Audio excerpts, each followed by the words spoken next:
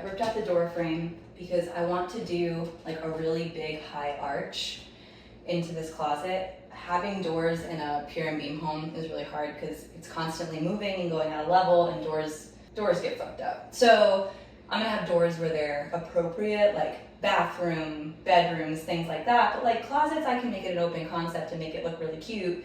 Cool thing is about this closet is that it was an add-on, and I can tell because the framework goes over drywall that's already existing. So this means that this is not a supportive structure. Yay! It means I can make it bigger. Now I'm gonna cut into where the next stud is. That's actually a supportive structure, which is like right around here. Same on that side. And I'm gonna look up to see if I can possibly go up. But there's a good chance that because this beam starts here, it might run all the way across there, and it might be a support. So I might not be able to go up, but I can definitely go out.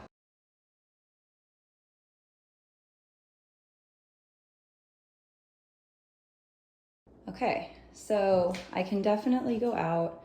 Going up would be annoying. So this is a way bigger opening, and I can make a really pretty archway just with that bigger opening.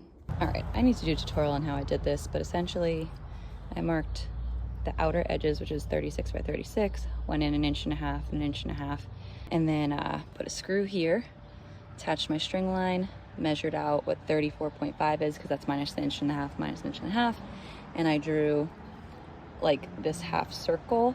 Sorry, my first circle was wrong, and I realized that. So the half circle that goes from here is the outer one.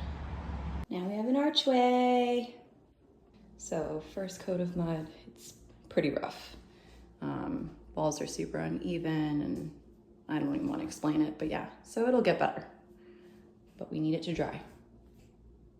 All right, so I hand sanded this entire arch with literally a sanding block, and it is smooth and beautiful. But now I taped up everything because I'm going to texture, and that's messy.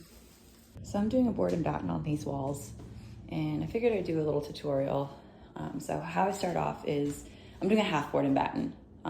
There's many ways you can do it. You can do tall like I did in my living room. You can do like the small little panels. This one I'm just doing half. Anyway, I draw out a level line.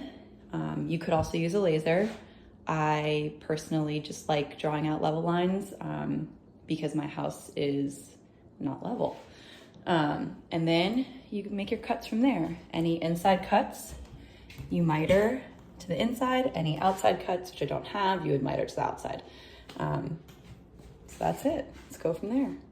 So these inside corners, I know for a fact, are not 45 degrees because that like doesn't exist. Not even a new build. I don't care what anybody says. So this thing tells you your angle, and that's how I figure it out for my miter. So basically whatever it says, let's just say it ends up saying like 86 or 88, because that's usually what it's about. Divide that by 2, and that's the angle that you cut your miter. Okay, so this one says 89.4, which like, whoa, that really is almost a 45-degree angle. So I take back what I said. So I'll just cut it 45 because it's close enough. So now that I have my frame up, I want to see, make sure it's all level, which no it is. That means every measurement should be the same. So starting from here, 37, kind of moving, 37, 37, 36 and 7/8. That's okay. But that's why I measure each one, and I don't just cut all of them because sometimes things are off like 1/8 of an inch and you have to make adjustments. Also, I'm using these baseboards that were already installed, which my floors kind of go like this, so that could also be a reason, even though this is level, these might not be level. So another thing too is if you're gonna board and batten, you know, and not a house built in the 40s, or even a house built in the 40s, you take out the baseboards and you can run the vertical boards all the way down, and then you can put your baseboard back on top with a nice pretty trim. The reason I'm not doing that is not because I'm lazy, it's because these actually The way the house is built is it's framing and studs, shiplap, drywall, and this goes underneath the drywall and the shiplap, and so this touches the studs. So even though this is normally 3/4 of an inch thick, right now all it's sticking out is like maybe half. So when I take these off, it exposes my framing, and it's more of a nightmare to take these off.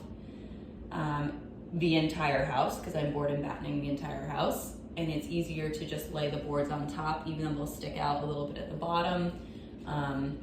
It's not that big of a deal, but if you are a perfectionist and you are not dealing with what I'm dealing with, or even if you are dealing with what I'm dealing with and you have more patience than I do, that's what you should do.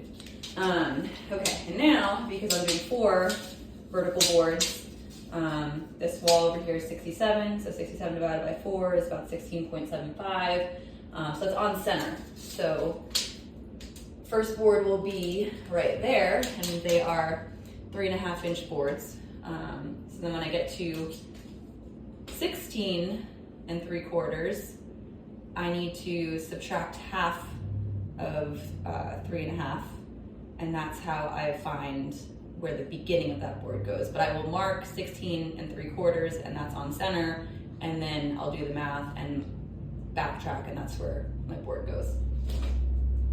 Math.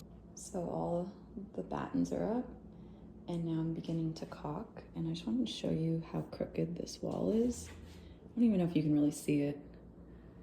So it goes in, out, and you could tell by the caulking how bad it is. You can't even see it on camera.